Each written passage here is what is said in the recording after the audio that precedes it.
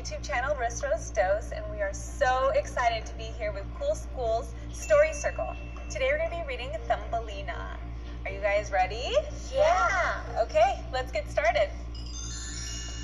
Once upon a time, a mother had not one but two baby girls. Twins!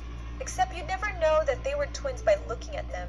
One girl was the usual size of a little baby. She fit into all her onesies, her crib was just right, and she drank the expected amount of milk from her bottle.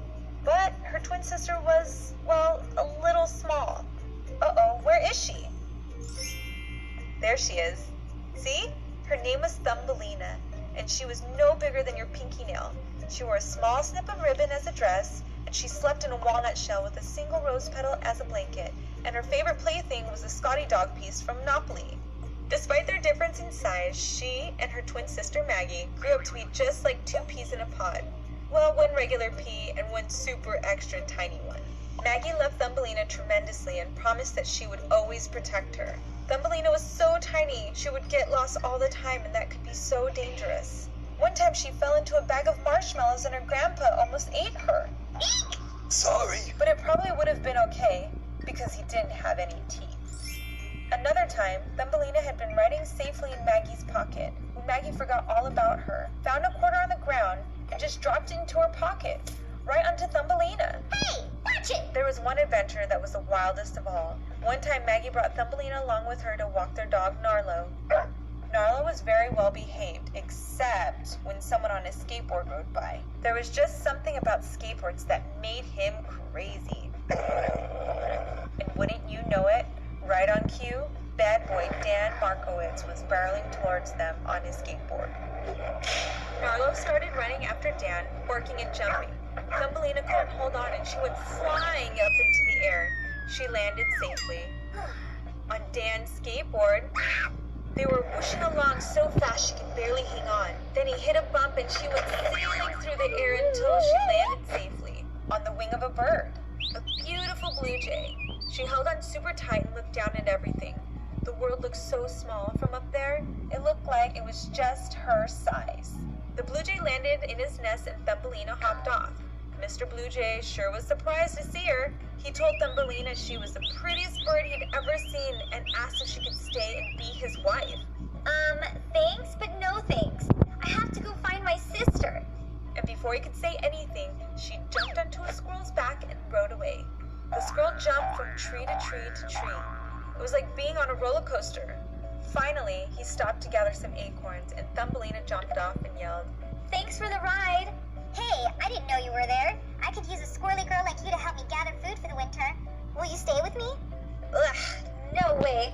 I don't even like acorns. Before he could say anything, she snapped a leaf off the tree and used it to parasol down to the ground. She landed right next to the family of field mice. The baby mice were so cute. They were singing a mouse song about cheese and peanut butter. I like peanut butter, I like cheese. Sometimes when you eat it fast, it'll make you sneeze. Thumbelina giggled and thought it was the sweetest thing she had ever heard. They asked Thumbelina if she could stay and help them find more cheese. Surely she had a good cheese connection.